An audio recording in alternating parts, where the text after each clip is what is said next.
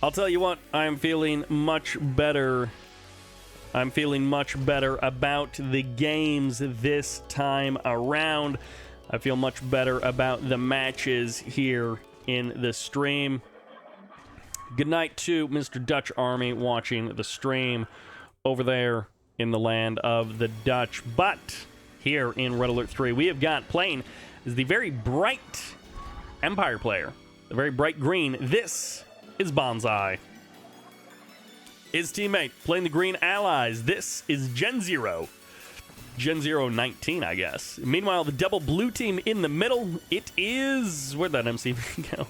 This is GoDofWar, the darker blue, and the lighter blue is Accords. Not a player not a name I'm familiar with. Meanwhile, in the south, this is MaXon, and playing the orange, this is Slyrak. Sly and MaXon, the red-orange team, versus the Island blue team. Island can be a very difficult position. It does feel like more often than not, Island ends up getting double-teamed, getting beaten up on for a long time, and then defeated. And then the players who can more easily exploit the entire outside edge of the map, they have a better time. This is regular old Carville. This is not Carville rebalanced. Depending on when this stream, how long the stream goes, we may get to the Carville rebalanced game. But that'll probably be 2024 by the time we get to that game. Everyone's spreading out on the map. A couple of dojos wandering around. By the way, 4 Empire players, 2 Allied players. So Gen 0, so the green and red teams both have an Allied player in the mix. There are no Soviet players in this particular version of this. And then blue is a double Empire team. So we shall see if the Empire wins or if the Empire Allies is better.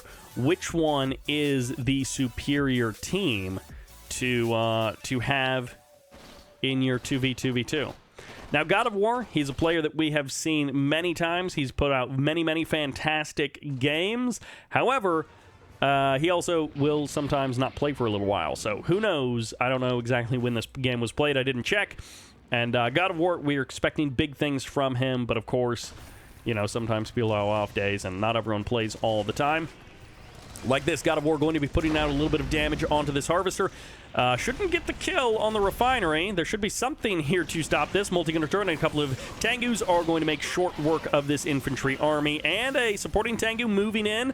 Might be able to chase down this Tengu and get a kill. Indeed he will. Nicely done there. Always nice to pick up a kill, but ultimately the Harvester was the only real prize for this attack. Multi-gunner turret does save it with the help of those Tengus. Green attacking orange, and ooh, laser lock on this refinery. It is dead. Yeah, he goes for the sell-off there. And when it's 5 jabs, you have, I don't know, 1 second to get another wall started, and then that's it. It's like after that, if it's 5 laser-locked jabs, it is just over so quickly. Once that wall goes down, you really need to restart it immediately.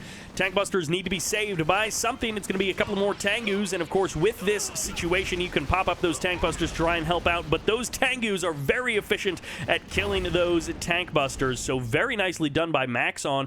Barracks has been sold off or killed off, and that was like $2 grand worth of tank busters that just got eliminated there in the southern part of the map. So nicely handled. Accords now going to be showing up with 5 Tengus. I do feel like in these Tengu v Tengu matches, having the double team ability of 2 sets of Tengus will be good as long as the coordination is good.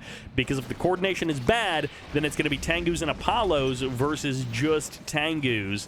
And then if your teammate isn't there to help out, you are going to be losing that fight and losing it badly.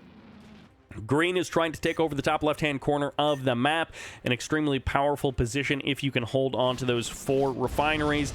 It gives you 2 other refineries that are nearby, Banzai going to be losing a couple of Tengus here. Banzai's MCV has also been spotted, headed up to that top left-hand corner, and, well, the fight has happened. No one has point defense drones just yet. Point defense drones should be coming online for our Empire players in a couple of moments here, assuming that they have gone with that upgrade tree, and they most likely have. Now that we're past the 5-minute mark, we are into that point defense drone kind of timing.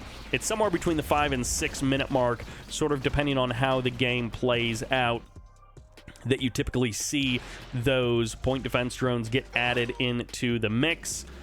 Tengu is going to go for the harass. They get one harvester and then they escape. Meanwhile, on the bottom left-hand side of the map, it's a big Tengu transform, but no big action there. And like I said, once you get this top left-hand corner of the map, this can be very often a very powerful position. You get the oil derricks. These two expansions are often easier to take when you have the whole top left-hand corner, and then you get those two refineries. That is 6 refineries, 3 oil derricks, and you can also deploy tech or naval yards there, and it is a very strong little quadrant of the map that you can take over. EMP does land. Oh no! Oh no, that, I don't know that I've ever seen an aircraft carrier EMP only itself.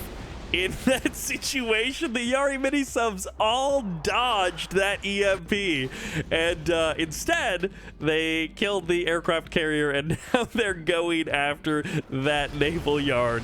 And of course, one of them had to sacrifice itself to kill off the multi-gunner turret, as we see there as well. And Slyrak is not having a good time.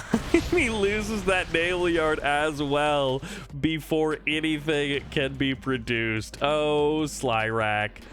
Unfortunately, that was not a good couple of moments there.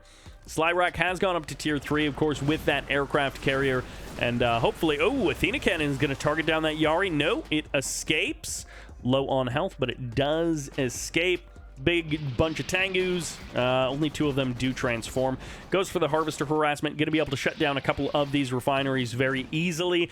And Slyrak only has 3 refineries plus 1 oil derrick. No one has been able to take these 2 low ground refineries. Those are also very strong positions if you can hold them.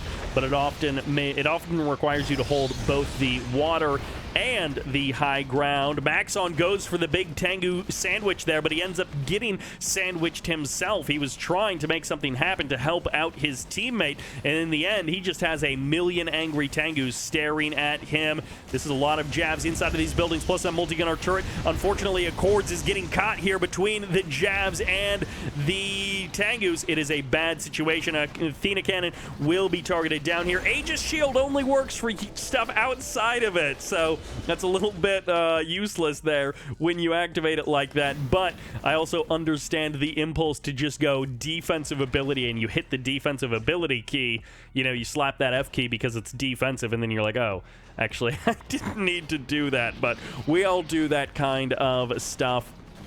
Command Hub is there and getting targeted down. Lots of Tengus, but they have not committed fully to the attack, and check this out. I'm so glad these Tengus flew over here because it allowed me to spot that this was a tier 2 dojo. And, well, now we have a sudden transport. And I'll let your imagination fill in the blanks. Maxon, unfortunately, with only 1,000 credits in the bank, is losing a lot of his Tengus. So he has a decent number of Tengus, and then over the last minute or 2, they have been cut down quite a bit.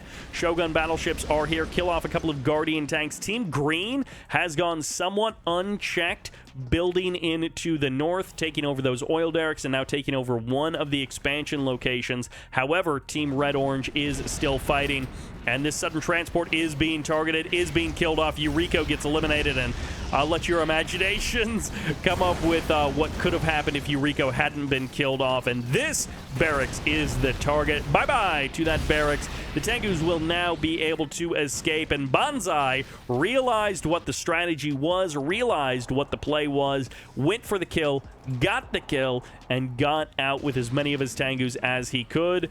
Barracks does not restart immediately, so even though there was an attempt at a Eureka by God of War, it will not restart immediately.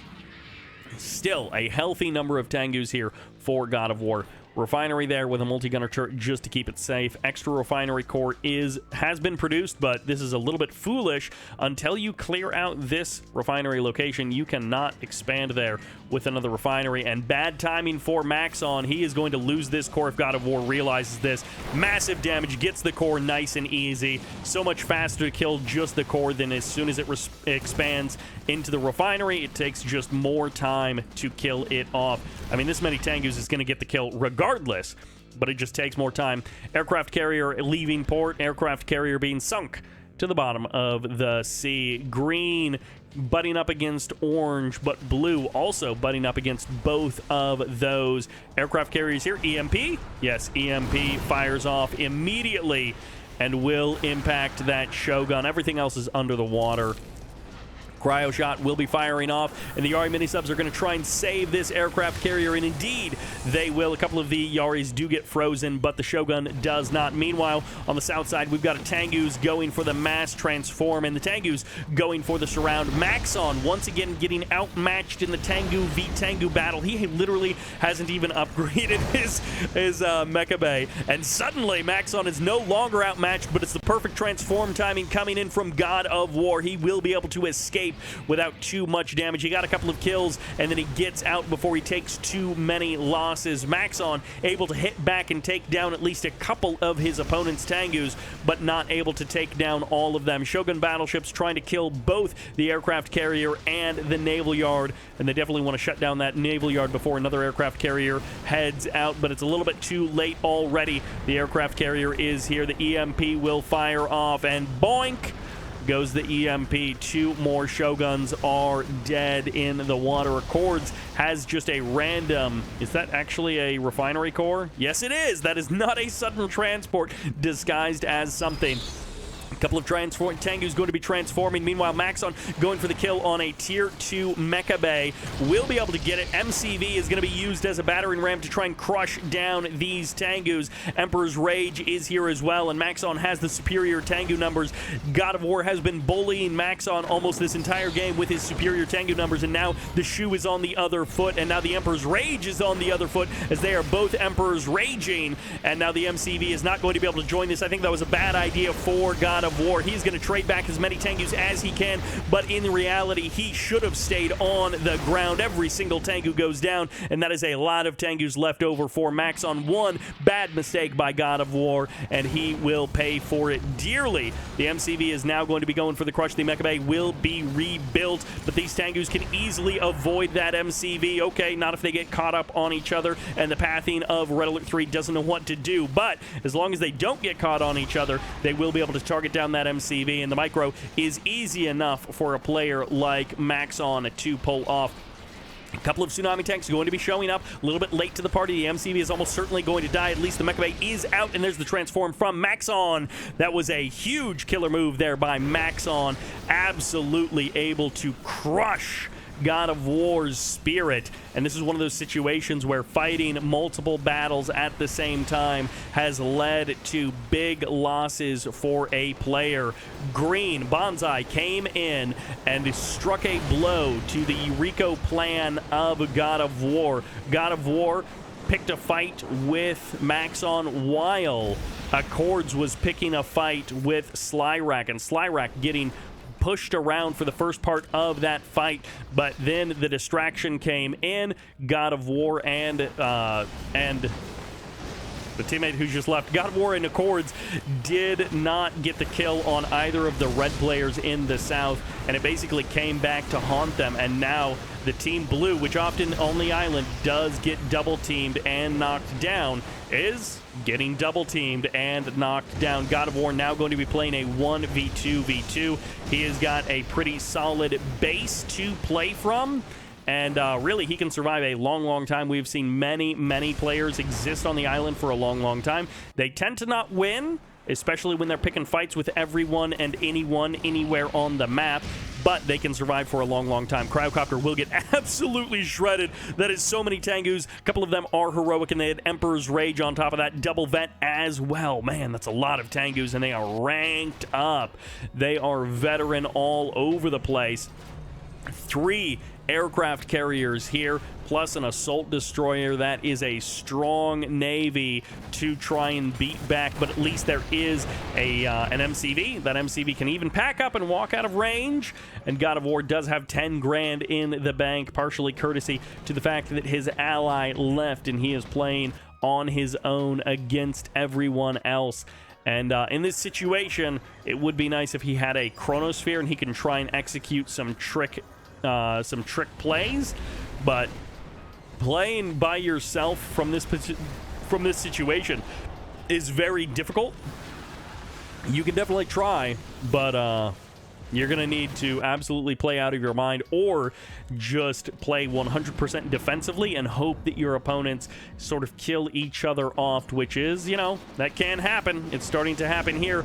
Maxon is going to be fighting in the north. Slyrak is going to be fighting in the south. Red and orange are taking different quadrants of the map and different green team members to fight against. It's kind of Slyrak versus Gen 0, Banzai versus Maxon, allies v allies, and Empire v Empire. And Maxon once again keeping his just massive Tengu numbers very active and very aggressive. He almost grabbed that refinery core as well. Once again, making good use of Emperor's Rage. We'll be able to clean up IFVs, Tengus, multi-gunner turrets, got all of those cryocopters in the sky, and might even be able to get a couple of these harvesters and refineries. A Riptide is here. Strikers are here as well. Might force the transform out of Maxon, but that's going to be okay. God of War has rebuilt quite a Tengu cloud, and he is looking to go aggressive. This will force Maxon back to home. This will force Maxon from sending more reinforcements across the map, but it also means that God of War may kind of pick a fight that he can't actually win. Refinery sold off or eliminated. Allied MCV is moving in for the crush. Almost kicked out of his own main base with only a war factory remaining in that southern position. Gen 0 is moved his MCV up to the north, and he is hoping to make a new life for himself up there. We'll see if Banzai allows that to happen. Massive EMP lands. Every single Tengu gets caught by it. God of War, if there were any units here to actually kill these Tengus, that would be an absolutely crippling EMP to have happen. However, there actually is nothing nearby to kill off these Tengus. And God of War, he has spent his bank. He had 10 grand in the bank at one point shortly after his ally left him. And the result is he has a massive army. Instead of having 10 grand in the bank, he's chosen to go for just a massive army. Tengus, tsunami tanks, triple Mecha Bay production. He's going to have to rebuild some of these refineries, but if he can kill off the armies of his opponent, then at least he won't have to worry about aircraft carriers anymore.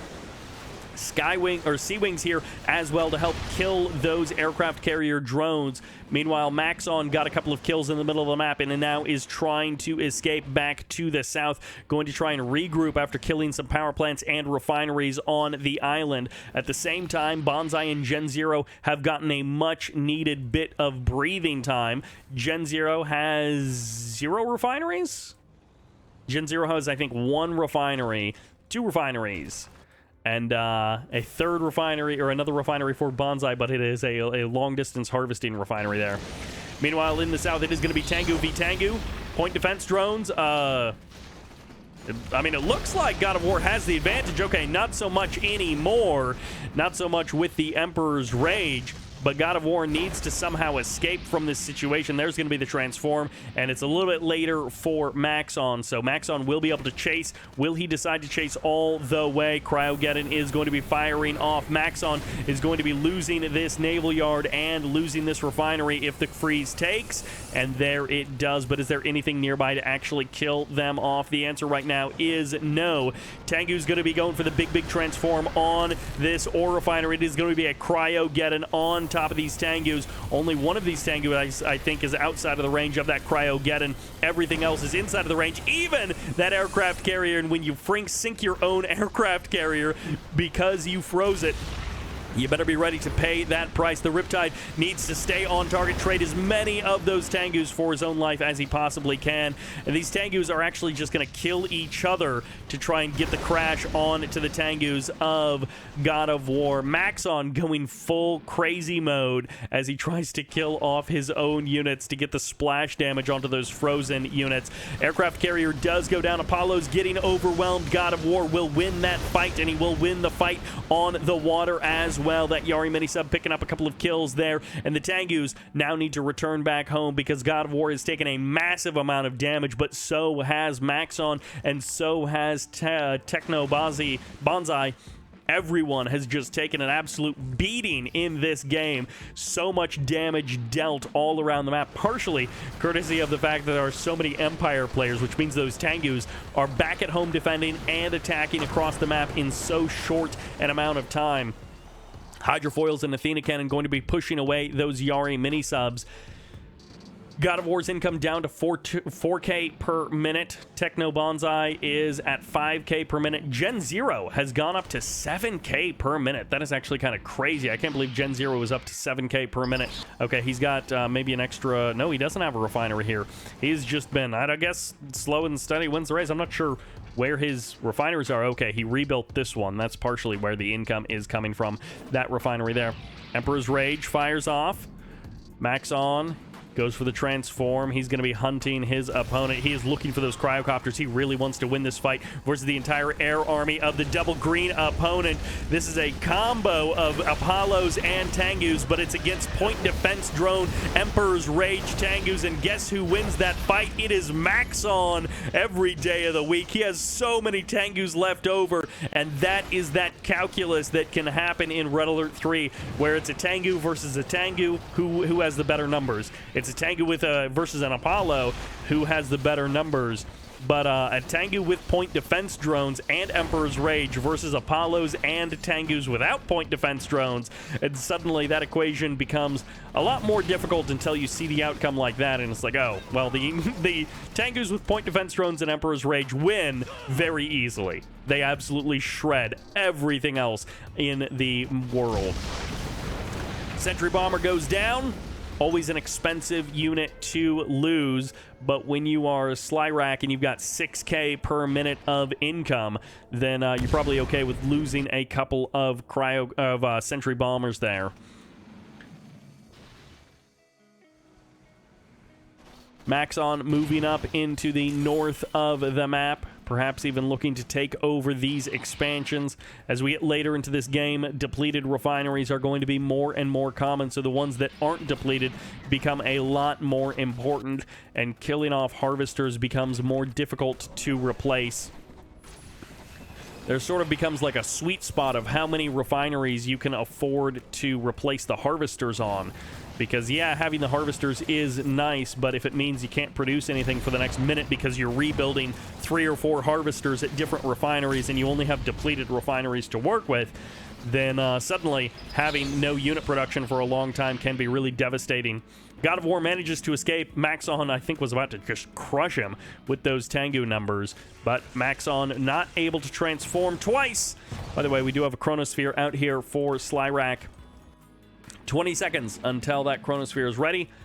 Do we have a Tanya inside of a Riptide or an IFV or something? Not inside of an IFV. Maybe we'll have a Tanya inside of a Riptide, but I don't even see a barracks here for Slyrak, so it might just be, you know, a way to kill some infantry or a way to send some Tengus into a building, that kind of a thing.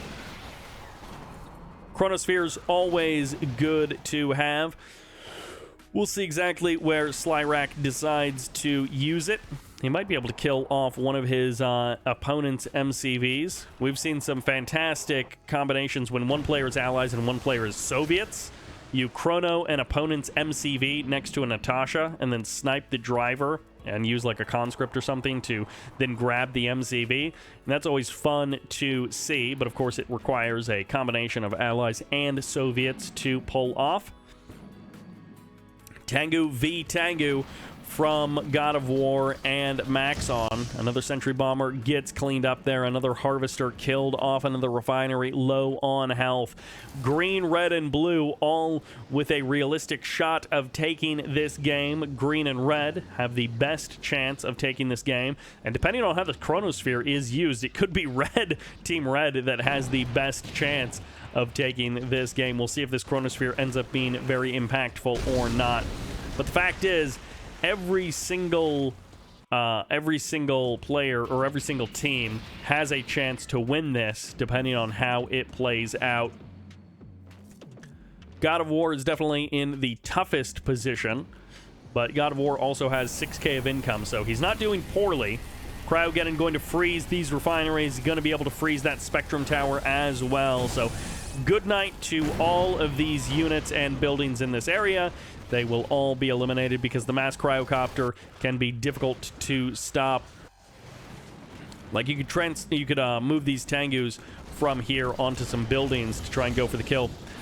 Tengu's going to be going for the transform and the fight. I think MaXon has the numbers. The IFVs are not here. The cryocopters, like lambs to the slaughter, they give themselves up. It's a Christmas miracle for MaXon. It is a Christmas donation. Thanks for the cheddar, boys. I like a little icing on my cake.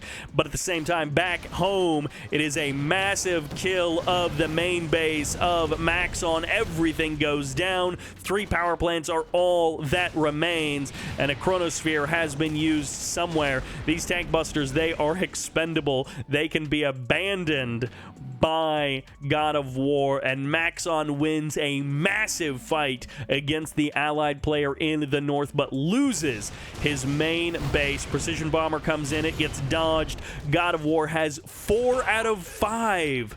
Okay, 4 out of 4 heroic tank busters. They have all gone golden, and now they're all about to be killed off by these Tengus.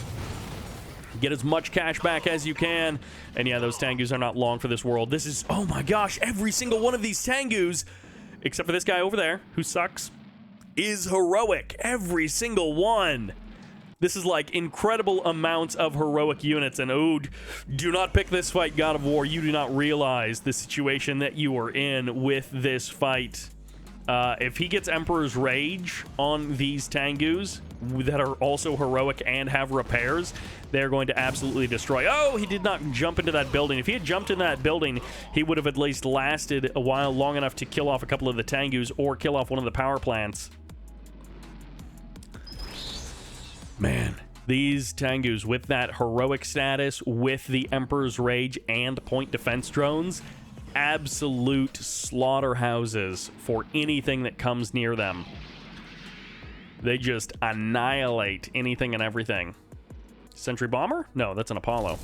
I was like, oh, a sentry bomber. Oh, bye-bye to that mecha bay. Hope you've got one to rebuild. Airfield is going to get targeted down. Precision bomber, I think, will kill it. No, it thaws. Okay, well, that was a bit of a mistake. I mean, we'll see exactly what Slyrak is able to do. In the meantime, he is losing his base. He lost his airfield, and God of War is not doing an amazing job of killing off those units. Could try and transform these Tengus, but he's going to need a couple more to fight these Apollos, or he's going to need some point defense drones or something. At any rate, MCV does survive, but these Tengus will not survive versus the Tengus of MaXon, and this is where hit goes for hit. Okay, maybe not. MCV does go down, so God of War really needs to defend his home. He will be able to clean up those Apollos, and he will get the kill on this one Mecha Tengu. But, okay, no, he doesn't. He decides to push up north. He's trying to defend this Mecha Bay. Now that his MCB is gone, Mecha Bays are extremely important, but these Emperor's Rage Tengus with their point defense drones, even against Tengus that theoretically have repairs, it is just not enough, and the Chronosphere crushes the rest of them. God of War playing a 2v1, and he has to pay the price. God of War loses his Tengu army, and he says, I'm out. These 6 Tengus have seen it all. They are brothers, bonded in blood. The blood of the battlefield, that is. Or the fire of the battlefield. But MaXon now I feel like has so much breathing room. He's got his MCV here, as long as he has enough cash to get a refinery, which I just realized he does not. Oh, he did. He had just enough. He could sell off those power plants. He could get out the refinery. I mean, I guess you can sell off the Mecha Bay. Like, if you have 0 income, you sell off the Mecha Bay and you get the refinery. Because the Mecha Bay doesn't do you any good if you don't have a refinery. And now Orange is maybe the most stable player in this game. Definitely by terms of income. Slyrak has 5K per minute of income. Probably partially due to the free trade upgrade. I assume he has that at this point. It makes these depleted refineries be more efficient for sure. Gets you that 75, and actually he's got 2 fully loaded. So yeah, those are 325, 312, not 325. Those are 312. So he's got himself a pretty solid income with at least 3 normal refineries and I think 3 depleted refineries plus an oil derrick. So Slyrak is looking good. Definitely a shaky start for the Orange Allied player, but it is a solid foundation now for the Orange Allied player. Oh, this fight has happened many times again, but this time Banzai is ready for it, and our heroic Tengu force gets eliminated. Well, pour one out for those Tengus. They were heroes, every single one of them, and Maxon, I think, has now been well and truly overwhelmed. He has been fighting on multiple fronts many times throughout this game. And Cosmic Archon, this is a replay, but this stream is live. And if these games are good, they will then be a VOD on YouTube. So it's a replay of a game that was played a year ago, but it's being live streamed right now, and soon it'll be a VOD on YouTube. So it's everything. It is live and it's a replay. And Chrono Rift. Nice use of the Chrono Rift to deny that freeze from coming in. Maxon is on the absolute edge of defeat. Barely even in this game, but technically still in this game. You only need a Mecha Bay or a MCV. Only one of those things need to survive. I don't think he got out a naval yard, so if he loses that, then it is over. Banzai versus Slyrak is the fight that will be happening. Multi-gunner turret deploys, but that's not going to help very much. An IFV comes in. Bonk goes the Weasel. Goodbye to Maxon. You fought well. GoDofWar, you fought well, but ultimately they are both defeated in this game. It is down to Slyrak playing a 1v2 against Gen 0 and Banzai. IFVs are going to shred these strikers. And, whoa, that Imperial Warrior gets a kill on a Mirage tank inside of the Mirage tank Mirage field. And these Tengus need to transform. They cannot fight the IFVs when they're in this sky. IFVs do so much bonus damage to aircraft. Chronosphere ready to go. It fires off there, but I actually don't know where those units went. He may have actually just completely whiffed on that Chronosphere. It did reset the timer, but he did not cancel it. Athena Cannon goes down, and Banzai comes through with a big victory in terms of Tengus there on the ground. Maxon is still here, and now we have a Proton Collider out on the map. And, well, Tank Busters are heading up. Big Cryogeddon fires off. It forces the MCV over. I mean, unless you've got some Cryocopters, one Cryogeddon is not going to freeze an MCV. So, you don't need to run away from it per se. You do have to worry about the Tank Busters closing in on you, but you don't have to run away from the Cryogeddon itself. Slyrak now needs massive defense. 8K per minute. Slyrak has more income than both Gen 0 and Banzai combined. So, in theory, Slyrak would have enough to defend against this, but his IFV numbers can't account for how many Cryocopters are here. One Cryocopter does go down, but there's still 4 on the front line. We need the combination of, like, multi-gunner turrets, Apollos, and IFVs to knock down this army, and that is just not happening here. Cryocopter taking some big damage, but and I do appreciate Slyrak trying to draw this army into the multi-gunner turret, where he can actually have a bit of help in dealing with these Cryocopters, but it just is not going to happen. And now in the top side, That attack has been shut down. MaXon going for the harvester production method, and he is going to produce as many harvesters as he can. 1 minute, 10 seconds until the next chronosphere is ready to go. And, well, this IFV is going to back away once again. At one single IFV at a time. Okay, no, there's 2 more there. So it's 3 IFVs total. Another multi-gunner turret does get added on. And I think Banzai and Gen Zero, they have got themselves into a good position. Their only real problem is that they don't have these expansions over here anymore. If they had these 2 expansions here, they would be in a really fantastic position. Yari Minisub is going to be going for the kill on this refinery. This is going to cut down the income. Okay, never mind. They give up. They go away. This would cut down the income of Slyrak by quite a percentage if they killed off both of these refineries, because both of these refineries are working away full production for another 26,000 credits worth of income. Yari Minisub is going to come in. They should be able to burst down this naval yard, and with Emperor's Rage, they definitely can. And there we go. Emperor's Rage helping them to get the win. Harvester will scout up on top of the hill. And since this is an ore mine with active income, this is one of those situations where MaXon and Slyrak, it's obviously more of a benefit to Slyrak to have this income, but MaXon is also slowly harvesting away. So sometimes if players are in voice comms, they will kind of wait for the opportune moment. The one player will play out as long as they can. Slyrak... No, another miss. I'm not sure where those Tengus actually would have gone. Okay, they got transported here. So they did get transported back on top of the chronosphere. They all did get killed off. Sometimes you misplace them a little bit and one of them just gets teleported.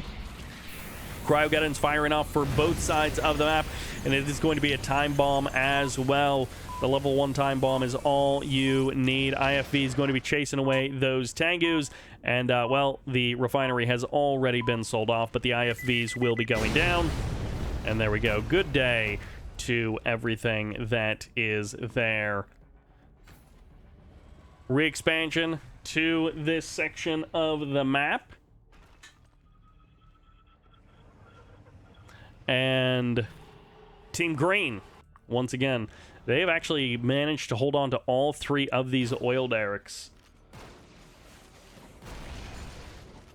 for the entirety of this game. They had a little fight with MaXon about who would actually own these oil derricks, but it has been ultimately decided that TennohikaBanzai will own those oil derricks and has controlled them for a long, long time. Most of the oil derricks are still present on this map. I think there's only 2 on the island. One there and one there, and those have been killed off, but then the other 4 oil derricks are still present on the map. And MaXon's still technically in this game. This is probably the time for MaXon to leave, because if he leaves the game, he hands over 5k of income, and he stops just wasting the money by sending it down the drain by building 1 harvester at a time and then just sending it off to be killed. Like, that's just wasting the money that's backed up here. If you have, like, 6 units and you're still active, like, if he still had those 6 Tengus that were heroic and he could fly around the map and do stuff with them, then it's like, sure, stay in the game, and all of this money that you bank, the 5k that's in his bank account, you can then hand over to Slyrak when you lose the Tengus, and you can no longer micro them. But, like, this is just wasting the money that's in this ore mine. There's 14,000 credits left, and that's, you know, that's like 10 harvesters.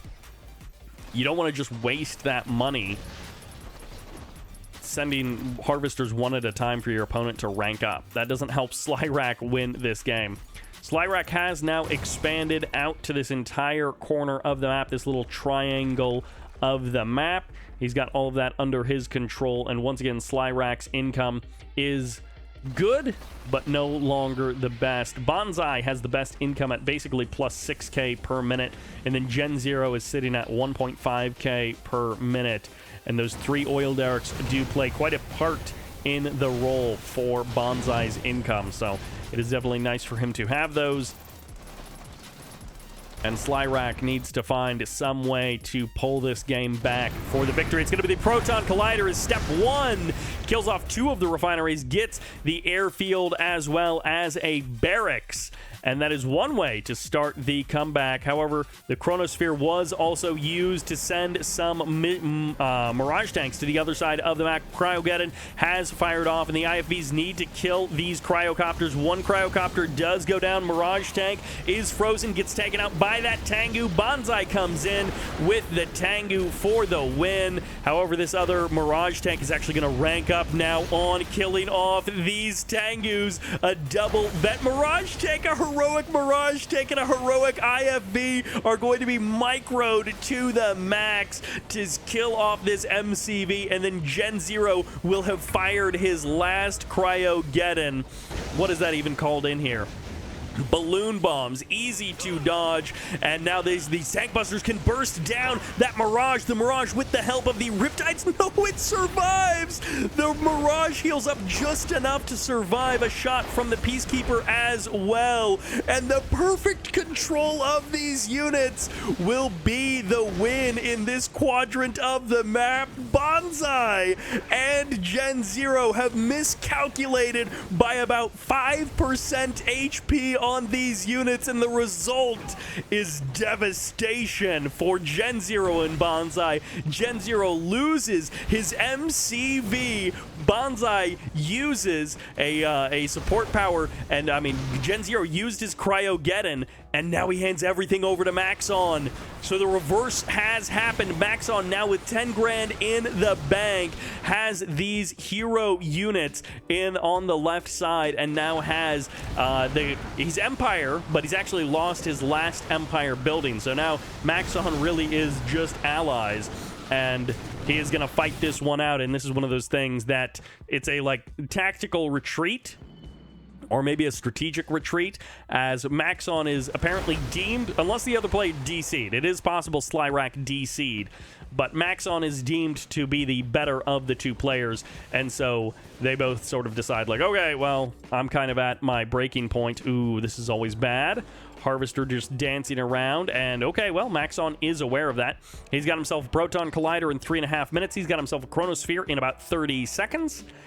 And it is up to him to now win this game, which is in a much more winnable position than it was about a minute ago. Killing off that MCV. No more Cryogeddon, no time bomb, no precision bomber, none of that to worry about. And I think we do have an MCV rebuild coming out from our allied player, but that isn't going to happen.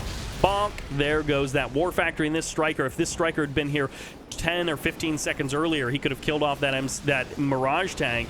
And well, the result is the Mirage gets the War Factory, and now we hunt for the last of the production facilities of the allied player. And I think that's it. I think the allied player is done. So yeah, Gen Zero is now in the same situation that Maxon was in a little while ago. Maxon now teleports his MCV and a squadron of IFVs and Mirage tanks to the top side of the map. He deploys there. He is going to have these 2 refineries that he can harvest from, and maybe he even will take those oil derricks back once and for all. Maxon with the Mirage tanks being transported in via Chronosphere like it is a mission in the campaign. Meanwhile, these Skywings trying to fight against the IFVs, but hey, IFVs are good at killing air units, so even though these IFVs were outnumbered, they traded quite well with those Skywings. And yeah, force fire on the ground. They need to kill off this Mecha Bay. This is a bit of a waste from Maxon. He is losing all 4 of these Mirage tanks for nothing. Gives away a heroic Chopper VX and loses the opportunity to kill that Mecha Bay. He could have killed off that Mecha Bay. And Maxon now regretting sending that second MCV to the top side of the map. I mean, that is 5 grand that someone spent at some point, and now it just needs to be sold off. Unless you have someone, yeah, just sells it off. Well, that almost was an awesome play. That's one of those things that you do, and you're like, this is going to be so awesome, and then you try and pull it off, and something goes awry, like your opponent builds 1 single Striker. That would have been a Tier 2 Mecha Bay kill as well, but your opponent built a Striker, and you couldn't deal with it, so in the end, the Striker gets the kill. Where's anything from Maxon? IFVs are over there. Do you have any Apollos?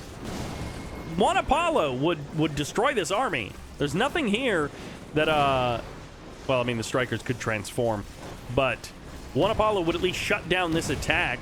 You know, you force the strikers to transform. Gen Zero has been defeated, so yeah, he hands over everything to Banzai, and now it is Banzai versus MaXon. MaXon definitely in the better position. This is one of those things where, like, maybe if this had happened, this switcheroo had happened where it turned into a 1v1 5 minutes ago, then Banzai would be in the better position, but MaXon is in the better position. He just apparently cannot stop these units. I'm not sure what his plan is here. He does have these IFVs in the top side. He's got 4K of income per minute. Going to target down the power plants. You know, everything you can kill is good. One Naginata. Going to be moving down to the south side of the map. With the Yari mini-subs, he can break this Spectrum Tower. One Yari mini-sub to break the multi-gunner turret. And, well, if this Hydrofoil gets in the fight with the weapons jammer, then the Naginata can be removed from the equation, so that becomes more difficult to do. Tank Buster Surprise, always nice to have as well. Will get the kill on that Prospector almost for certain. And one of the strikers does get killed off. The other striker manages to escape for now. And that Prospector, yes, indeed, it does go down. And Chronosphere will kill off those Tank Busters. Too bad for you. Balloon Bombs getting called in. And the Javs inside of this building from like 25 minutes ago, they were placed in that building. And they will still be paying dividends here. Final Squadron and Balloon Bombs will be able to dislodge the units from that building, kill off that power plant, but that is not the biggest of deals. However, making this Striker transform is a big deal, and keeping that Apollo nearby so that you can attack. The Apollos come in. All right, this is the moment they were waiting for, and goodbye to the Striker. One of the Apollos goes heroic as well, and that is probably the last significant fighting unit of Banzai. If he had some Shogun battleships, then maybe, but like these Naginatas, you know, play this one forward. They kill off this refinery, they kill off this Hydrofoil, then what? They can't do anything else. The entirety of MaXon's remaining stuff is completely out of the range of those units. So, you know, killing off that expansion is nice, I guess. And you've got this in case you need to rebuild an MCV, but really what you need is money, and you need units. And those are things that are not here. Banzai has been defeated. MaXon gets the win. The Proton Collider for the victory lap here in the north. And that will do it for this game. Airfield first, coming out from our blue allied player on the right side. Of course, this is Alvinte. And on the left side, this is Elantra. Moving that MCV to a slightly different position. Oil Derrick has been grabbed. Meanwhile, on the south side, Oil Derrick has not been grabbed. Engineer paused at 90%. Nicely done there by Elantra. Vindicator, a little bit of a reposition there. Always good if you can catch that Engineer. Second Vindicator, no, straight into the Cryocopter. It is a Cryo Rush for Alvinte. So we've got ourselves a shrunk down MCV. This Engineer will be able to grab that Oil Derrick almost certainly eventually. And this has been spotted now by Elantra. So Elantra definitely knows what's going on. Engineer should finish up, but I think the APM doesn't allow it at the current moment. So, well, good luck. You're going to need as much money as you can in getting that second Oil Derrick, which he just did. So Elantra now has 2 Oil Derricks, which is fantastic because one of these refineries is almost certainly going to go down. One of these harvesters is almost certainly going to go down, and I would not be surprised if the refinery fell as well. So harvester gets eliminated, refinery might get frozen. So having that second Oil Derrick is sort of the lifeblood of the Empire player. And if you can get both Oil Derricks, it just gives you that extra little bit of income. Obviously, it's not enough to save you. And unfortunately for Elantra, they could not get this second defender out soon enough. So now the first defender will be frozen before the second defender is even ready to go. Striker is now here, and this is always good. Giving your allied player more targets to choose from is ideal for the Empire player. You want them to have to split their Cryocopter and their Vindicator between multiple targets, and of course that means that you can transform if you think that the Apollos are far enough away. There is not a second Striker. Ooh, this is tough to do with just one Striker. One striker can get jumped on by the Vindicators. Oil Derrick is going to get frozen down, so Alvante is probably going to turn this into... Okay, it is a turret push. MCV has been sold off by the Empire player, and yeah, just sending that engineer across the map. The other thing you can do is try and run the engineer to the MCV. Of course, on the water, the MCV cannot crush the engineer, so you kind of get a free capture either of the power plant or force the MCV to pack up. And the other option is that the allied player will bring their Vindicator over, and in which case you hopefully will have either strikers or Tengus to potentially kill off that unit. There should be a couple of Apollos nearby. Okay, they're a little bit further south, so I was like, this Tengu really can't do anything. But he does get the cryocopter, so that's worth it. Even if this Tengu goes down, you are fine with that as the Empire player. Strikers are actually going to save this Tengu as well. They get some good damage onto that Apollo, but the Apollo does survive. Apollo, it was controlled well enough by... Oh, he grabbed the observation post. Alvante controlled that Apollo just well enough to keep it alive, so he did not lose it to those strikers. Strikers, two of them are going to transform. Always nice to keep one of the strikers on the alternate attack mode. So if a couple of them are in the sky, keep one of them down below. And then, yeah, you can try and draw out the battle like this. There's the transform of both of the strikers. The Tengu is here as well. Once again, the Apollos escape. Barely any health. And of course, Alvante did get the kill on one of the strikers with his two Vindicators. So no power plant is a big problem for Elantra. Losing that power plant means that this Defender Core, which was there, had to get sold off. And now with two refineries and a war factory and only one power plant, Elantra is going to be in low power mode for the rest of the game. And at some point, you have to decide whether having the extra income is worth it, considering that you will not actually be able to produce full-time from that war factory. If Elantra also had a barracks, this becomes a lot easier of a situation. But Elantra right now with just one war factory is going to be producing units so slowly with this low power mode. Refinery, Harvester really does need to start immediately on the rebuild or sell off that refinery so you can at least get back into that regular power mode. And there we go. Back up to full-time production, and you lost the Harvester, so you sell off the refinery anyways. Fortunately for Elantra, they still have that Oil Derrick as well. Nice transform timing. Unfortunately, no Tengus and no strikers on the ground to push away these Apollos, which means the Apollos will probably push forward and get the kill. Yep, striker does go down. Alvante really consistent with that pursuit of those units, and Tsunami Tank should be able to pivot to the other side of this MCV to avoid any more damage. Elantra taking a little bit too much damage, will be able to dodge the cryo shot as well. Activating the nano deflectors on both of those units means that there's no more damage output, even though it was only necessary on one of them. However, the Tsunami Tanks are now going to be able to start putting out more damage onto this MCV. Second multi-gunner turret could be deployed, and of course, if Alvante chooses to deploy in a place that protects the MCV, then it doesn't really have much reach into the base, and he has gone for that. So these strikers are going to have to defend the base, but they don't have to worry about multi-gunner turrets in their face bringing down that mecha bay, because of course with the multi-gunner turret in the base, Tsunami Tank and a Tengu don't kill it very quickly. Triple striker kills it very quickly. Striker's going to try and step out onto the map.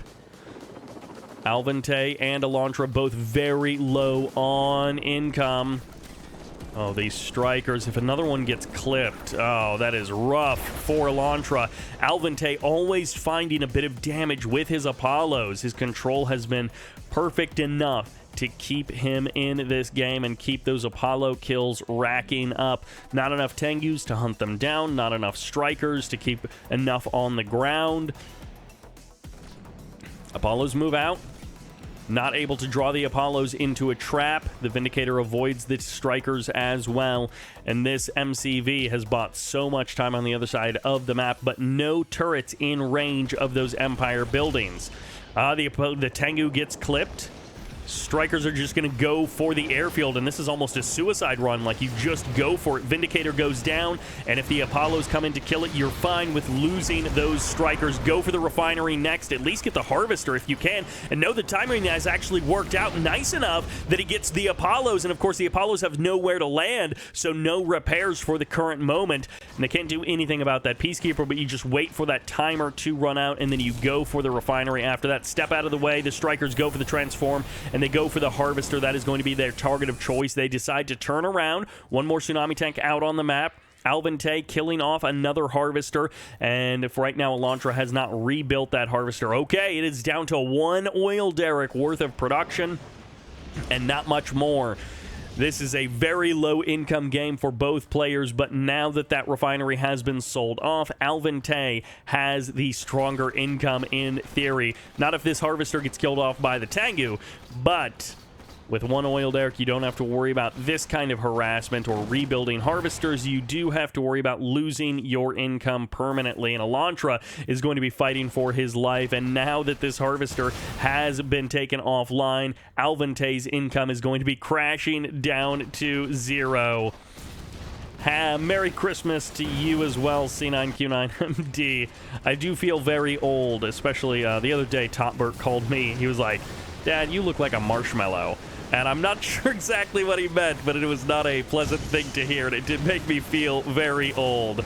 But GG gets called, and Alvente is has been defeated. I'm so used to turret pushes being more aggressive. Alvente, he never got, well, he did get like 2 or 3 turrets in his opponent's base, but he did not get nearly as many turrets in his opponent's base as I was expecting. A hard-fought victory in Elantra. Well, selling off that refinery actually was the right choice. And yeah, in this situation where one player has 2 refineries and 2 oil derricks for a short time, they just absolutely dwarf the one refinery allied player. But overall, a very low eco game for both players. Welcome to Magmageddon. We have got ourselves a 3v3 featuring the pink allies on the left side. This is Zaid Army 123, which I think that player normally goes by Zaid. Maybe a little bit of an homage to Dutch Army. Perhaps Dutch Army is his hero, but Dutch Army 123. In the meantime, we have got ourselves the Red Empire. This is Yuno. And in the south, playing the orange, it is redalertvndotcom. Meanwhile, and he's playing Soviets. Meanwhile, on the right side of the map, Team Blue playing the Cyan. This is OtherDawn. In the middle, playing the light blue allies, this is Prince. And in the north, playing the Blue Empire. Moving that MCV somewhere. Where'd that MCV go? There it is. This is Dachi. And as I was talking about in between this game, this is one of those matchups. These 6 players play so many team games that I have no idea if this is a match that I have seen before or not. But hopefully it's interesting. Hopefully it's got some action. Maybe it's got some goofy moments as well. And, well, that engineer will not be able to come out from that Empire dojo to grab that building. We've got another one of these 3-2-1 games on our hands. 3 allied players, 2 Empire players, 1 Soviet player. redalertvndotcom, the only Soviet representative, and then we've got 1 Empire player on each side. So 1 double allied team, 1 team with every single faction on it. Peacekeepers v Peacekeepers, but there's some Imperial Warriors and a Dojo mixed in here as well. So the Dojo coming in for the crush, but the Vindicator coming in for the counter Dojo play. Dojo will take a lot of damage there, and this Imperial Warrior will not get the kill on that refinery, on that oil derrick, rather. And it is going to be a bit of an infantry push here in the beginning of the game, but so rarely do infantry pushes actually work on this map. Typically, your teammates can help you out if you get in a bind like this. Yuno sends 1 Tengu to help kill these Peacekeepers, buys some extra time, does some damage to those Peacekeepers, and multi-gunner turret should be showing up very soon. Bomb split's good enough to take out at least 2 targets, and there's the multi-gunner turret, which will be able to clean up a couple of these Peacekeepers, force them into shield mode, and force them onto the south side of this MCV. And Imperial Warriors are going to push in a little bit further. Yuno going for some harassment in the north. A couple of Peacekeepers going for an oil derrick harassment in the south. And early game action seems to be the name of the game here. One Harvester does go down, but the Tengu also getting pushed away. So unfortunately for Dachi, he's going to have to rebuild that Harvester, but he did at least kill Yuno's Tengu. Burst Drone gets eliminated there in the south. Meanwhile, redalertvndotcom has gone for Navy, is going for a super reactor as well. We might get to see some Akula subs. We might get to see just some mass Stingray action from our Soviet representative. In the north, the Imperial Warriors and Peacekeepers have been pushed away, at least for now, and Zaid Army can go ahead and get his refinery and get his healing on his MCV. Actually might be worth, barracks and engineer. It looks like that is what he is thinking, considering how much damage that MCV has taken in the last minute or two. A couple of Tengus going to be harassing this refinery.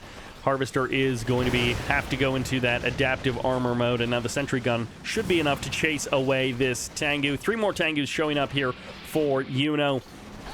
Engineer did jump inside of that Conyard, and, Conyard is safe for now. Third refinery is finally up for Zaid. A little bit late for the allied player in the north, but considering how much damage he has taken, you can kind of understand. However, it does mean he has the weakest economy of the bunch. Zaid has got that plus 4K per minute income, but everyone else has been sitting above that or even cracking 5K per minute for most of this game. So Zaid, a little bit weaker on economy than the rest of the players in this game. MCV on the move for redalertvndotcom. Akula subs are also out, going to make naval expansions a little bit more difficult for Team Blue. Although assault destroyers, they can be an equal match to an Akula sub. Their special abilities matter quite a lot in those engagements. Yuno shows up, going to be watching over these Tengus, making sure that they don't go for the transform. And for the current moment, the Apollos will fight it out for just a moment, and then I'm guessing escape. Yuno going for that Tengu harass, splitting Tengus off to different locations, going for the transform, and just doing as much damage to those harvesters as possible.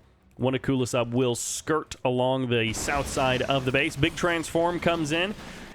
Yuno going for the harass, but also it looks like OtherDawn is leading his own harass into the south. A Jav PK Riptide is going to get chased away by these Stingrays.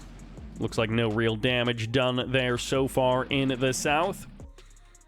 A very active harass game, but no big damage done to anyone. I'd say Zaid's army, or Zaid's economy delay was probably the most significant change in this game, and then from that point on, Dachi has had some difficulty in actually establishing that economy. Cryoshot freezes the Riptide, gets the Javs as well. As long as those units die, that will be an amazingly cost-effective Cryoshot, especially hitting those units that are a little bit faster moving.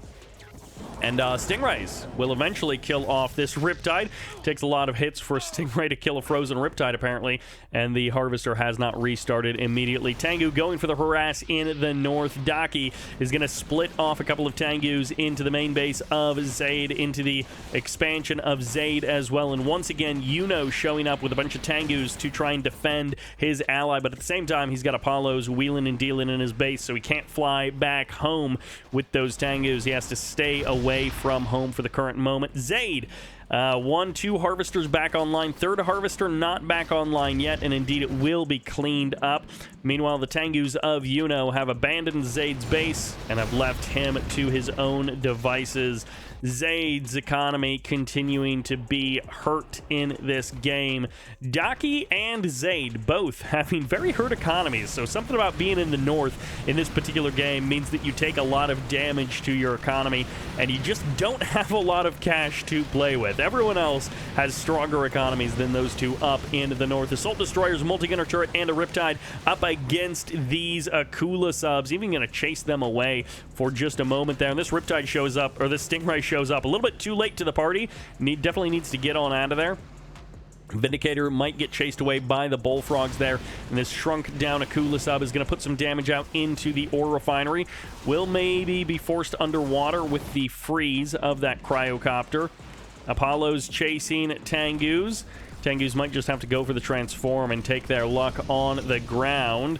Apollo's chasing them down. Meanwhile, Zaid putting a little bit of pressure on Dachi in the north. Zaid has gone up to tier 3, and even though it's only one Athena cannon, it is at least an Athena cannon out onto the map, going to be able to chip away at the army of Dachi. Meanwhile, Yuno in the middle of the map going Empire against tier 3 allies can be a difficult fight. We'll see how it works out. Cryo shot is going to be firing off. The army getting caught up in this a little bit. Second cryo shot fires off as well. That's Prince and OtherDawn joining forces in terms of their cryo abilities, and they will be able to turn this attack around, blast it back into the middle of the map, and so many Tengus and infantry getting cleaned up there. Yuno leaving a couple of units behind, a little bit unfortunate there, but it does mean OtherDawn is going to lose a cryocopter to those Tengus. That cryocopter overstayed his welcome. He was looking and feeling powerful when the Tengus were on the ground, and then as soon as they transformed, it was a bad idea for that cryocopter.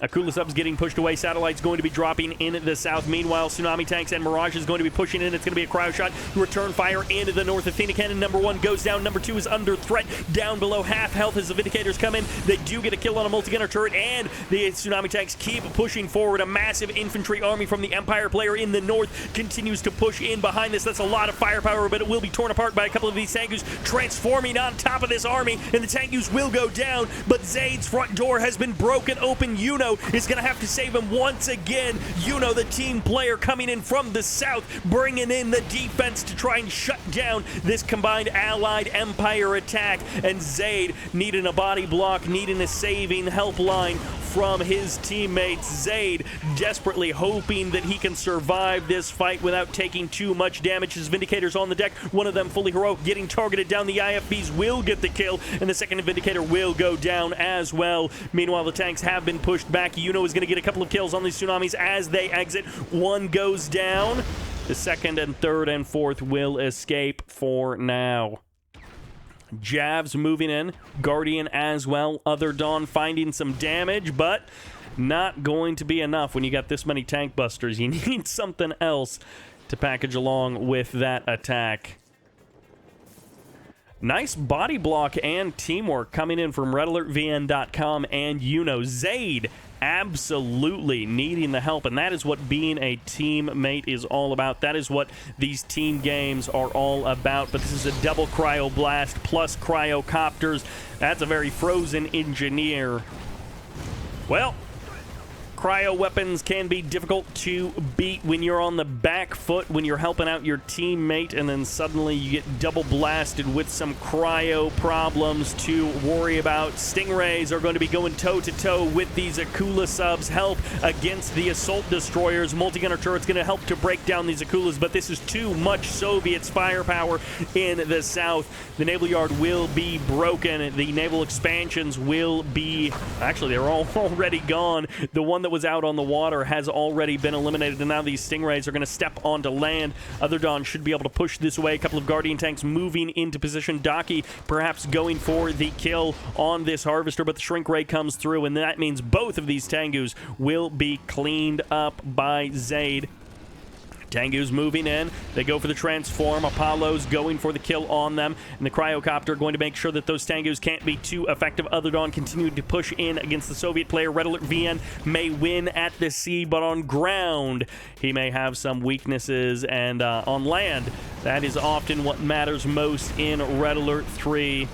That's a lot of allied firepower when they've got the Emperor's Rage on top of them, when they've got the Laser Painter as well, knocking down 2 refineries at once, taking down a Tesla coil as well. The entire main base of redalertvndotcom has pretty much been destroyed by a relatively small allied ground force, but when you lose your MCV, well, this naval yard is it. So the Crusher Crane is here, and that will save redalertvndotcom in terms of build queue.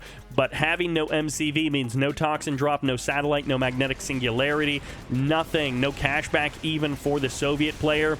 Meanwhile, Yuno going to be pushing in. Yuno has been fighting on multiple fronts. Big Crowd Blast going to be coming in, courtesy of Zaid, trying to help out Yuno's assault here as Yuno's infantry is about to get squished from behind. Prince moves into position, looking for the kill. These Mirage tanks will shred this Empire army as soon as they get into position. The tank busters are good, but the cryo shot is better, and it will freeze absolutely everything here. The Mirages are going to shred this army, and the Strikers is the only thing that Yuno has left, and he might as well suicide himself trying to kill this army because there's probably no escape for those Strikers. Meanwhile, on the south side of the map, it's going to be Zaid striking out onto the right side of the map for perhaps the first time in this game. Harvester after Harvester going down. OtherDawn is taking a bit of damage down there in the south. OtherDawn with $0 in the bank and only 4.2k of income per minute. Losing those harvesters in his main is going to be difficult to pivot from, but at least he's got an oil derrick to keep him in this game, and that one working refinery there in the north. A couple of Apollos teaming up against a couple of other Apollos, and it is going to be Apollo v Apollo. Cryocopter going to try and get the freeze on that Apollo on the deck, but there is nothing here to kill it. Meanwhile, redalertvndotcom has been defeated, Yuno has been defeated, and Zaid has been defeated. The big assault from Yuno didn't work in the north, and it was not enough. There was not enough power to keep on going in that game. That was sort of an all-or-nothing situation from Yuno. Unfortunately, Yuno was not able to save that game. Wow, only 14 minutes. It felt like a lot of stuff happened in that game for 14 minutes, but in the end, there were a couple of key moments there for Team Blue. The double freeze of redalertvndotcom's MCV was definitely a big factor, and then those couple of fights where Yuno was basically on his own trying to fight 1 to 2 of the blue team opponents and just ultimately getting overwhelmed by those blue team opponents, and that is where having those teammates help out is a big deal. We'll do it for this video as well. Thank you all very much for watching. I hope you enjoyed it, and this is Sybert signing out.